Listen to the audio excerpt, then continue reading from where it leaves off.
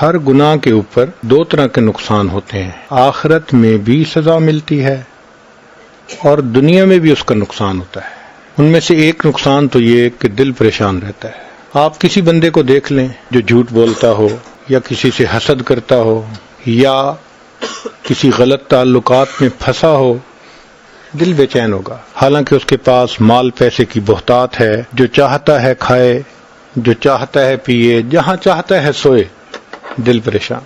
خود زبان سے بھی کہے گا کہ جی ظاہر میں سب کچھ ہے، دل پریشان ہے، سکون روٹھ جاتا ہے، اس کے نکال لیا جاتا ہے اس کے دل سے، ڈپریشن، ٹینشن، ہر وقت اسی کا مریض بنا ہوتا ہے۔ زندگی پرسکون نہیں ہوتی، بلکہ ایئر کنڈیشن کمروں میں کمبل لے کے لیٹا ہوتا ہے، کروٹیں بدلتا ہے، نیند نہیں آتی، نیند کی گولیاں کھانی پڑتی۔ نیک بندہ تو زندگی میں ایک دفعہ مرتا ہے، یہ بیچارہ دن میں کئی دفعہ جیتا ہے، کئی دفعہ مرتا ہے، ایسا پریشان ہوتا ہے، اور خود کہتا ہے اس جینے سے تو مر جانا بہتر ہے۔ بنیادی وجہ کیا ہوتی ہے کہ گناہوں کے اثرات ہوتے ہیں۔ ایک اور وجہ گناہوں کی وجہ سے جو پیش آتی ہے کہ عبادت کی توفیق چھن جاتی ہے۔ چنانچہ انسان اگر بدنظری کا ارتکاب کرے، تہجد کی توفیق نہیں ملتی، تکبیر اولیٰ کی توفیق نہیں ملتی، مسنون دعائیں بہت سارے لوگوں کو یاد ہوں گی، موقع پہ پڑھنی یاد نہیں آتی۔ یہ گناہوں کا وبال ہوتا ہے۔ ہمیں ایک حافظ قرآن نوجوان ملا، کہنے لگا حضرت حفظ قرآن کیا ہوا تھا 9 سال میں، کبھی ناظرہ بھی قرآن ختم نہیں کیا۔ توفیق چھن جاتی ہے، فجر کی توفیق نہیں ملتی، قضا ہو جاتی ہے، آنکھیں نہیں کھلتی، الارم لگا لگا کے رکھتے ہیں، الارم بھی بند کر دیتے ہیں، پتہ بھی نہیں ہوتا کیا یا نہیں کیا۔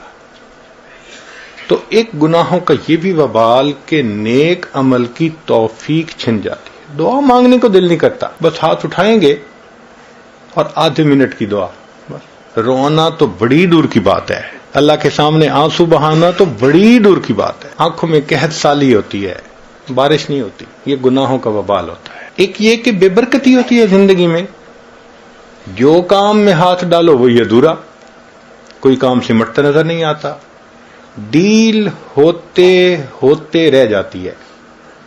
وہ جی بڑے لوگ بچی کا رشتہ دیکھنے آتے ہیں، خوش ہو کے جاتے ہیں، دوبارہ رابطہ کوئی نہیں کرتا۔ وہ جی بچے کا کوئی بزنس کا سبب نہیں بن رہا، یوں لگتا ہے کہ اتنی محنت کے باوجود کام سمٹتا نظر نہیں آتا۔ تو اس کی وجہ کیا ہوتی ہے؟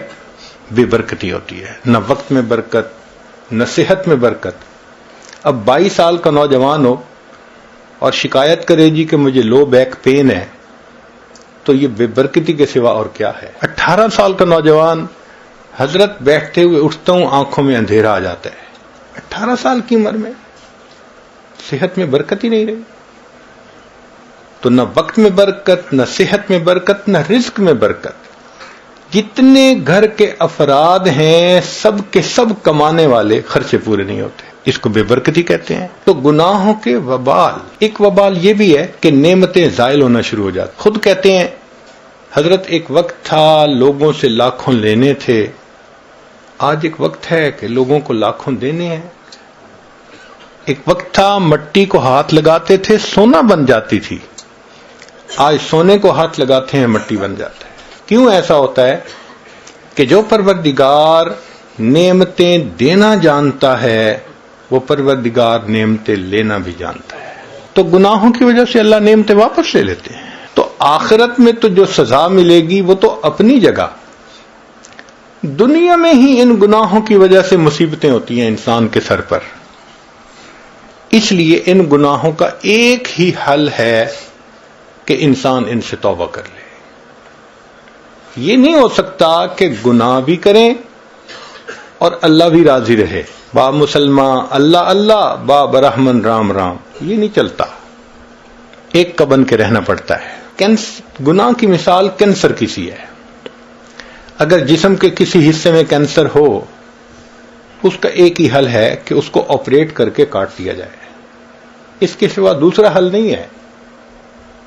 اگر نہیں کریں گے تو یہ کینسر پھیلے گا، موت کا سبب بن جائے گا۔ بالکل اسی طرح گناہ کی یہی مثال کہ اس کا ایک حل ہے کہ توبہ کر کے گناہ کو چھوڑ دیا جائے، اگر نہیں تو اس کی ظلمت ایسے پھیلے گی کہ بالآخر انسان روحانی موت مر جائے گا۔ گناہ کی ابتدا کچے دھاگے کی طرح کمزور ہوتی ہے۔ انسان ابتدا میں گناہ کو چھوڑنا چاہے تو بڑے آسانی سے چھوڑ دیتا ہے، لیکن کرتا رہے تو پھر گناہ کی عادت اتنی پختہ ہو جاتی ہے کہ جیسے جہاز کا لنگر ہوتا ہے، اینکر آف دی شپ۔ شپ کو اینکر سے باندھ دینا، وہ ہلنے نہیں دیتا اس کو۔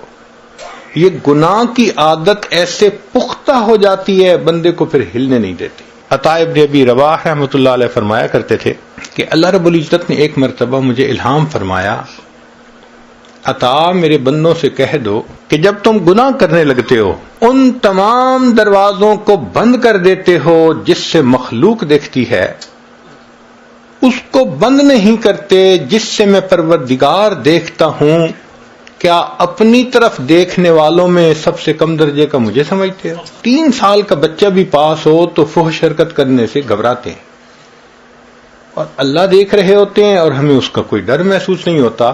اس کا مطلب یہ کہ ہم نے اللہ کی اتنی بھی قدر نہ کی، اتنا بھی لحاظ نہ کیا۔ تو گناہوں کے اپنے اثرات ہیں۔